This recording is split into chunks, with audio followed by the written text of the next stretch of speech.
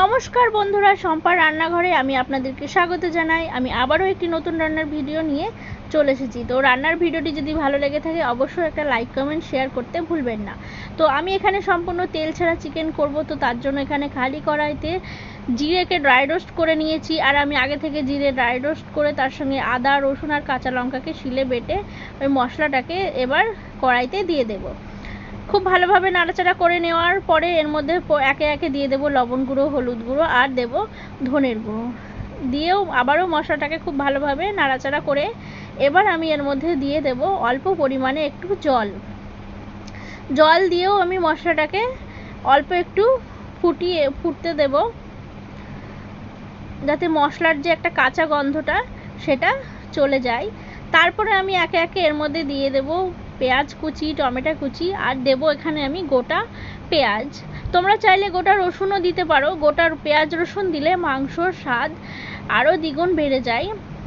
তারপরে একটু কিছুক্ষণ নাড়াচাড়া করে নিয়ে আমি এর মধ্যে দিয়ে দেব অল্প পরিমাণে ধনের পাতা কুচি, তারপরে দিয়ে দেব মাংস দিয়ে খুব ভালোভাবে মশলার সঙ্গে নাড়াচাড়া করে নেওয়ার পরে আমি এর মধ্যে দিয়ে দেব আলু, মাংস এবং মশলা খুব ভালোভাবে মিশিয়ে নেওয়ার পরে কিছুক্ষণের জন্য আমি ঢাকা দেব।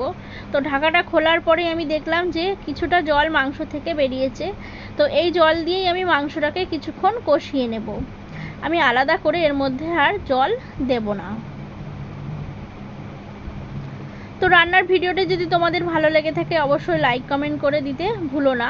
আর তোমরা যদি ডায়েটে থাকো তো এই রেসিপিটা তোমরা ট্রাই করে দেখতে পারো। খুবই একটি হেলদি রেসিপি। এবার আমি পরিমাণ মতো ঝোলের জন্য জল দিয়ে দেব।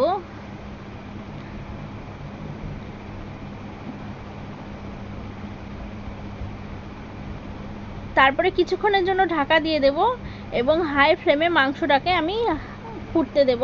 তারপর কিছুক্ষণ পরে ঢাকনা খুলে মাংস যে ঝোলটা তার কিছুটা কমে এসেছে এবং মাংস আলুগুলো সম্পূর্ণভাবে সেদ্ধ হয়ে গেছে। এবার আমি এর মধ্যে দিয়ে দেব কুচনো ধনের পাতা কুচি আর দেব গোটা কাঁচা পাকা লঙ্কা চেরা। এবার আমি দিয়ে দেবো এর মধ্যে গোটা গরম মশলা, যার মধ্যে ছিল দারচিনি, লবঙ্গ, এলাচ বাটা। এই মশলাটা দিলে মাংস আরও খেতে দারুণ লাগে আমার বাকি মশলার থেকে। এবার মাংসটা নামিয়ে নিয়ে পরিবেশন করলেই তৈরি হয়ে যাবে হেলদি মাংস রেসিপি।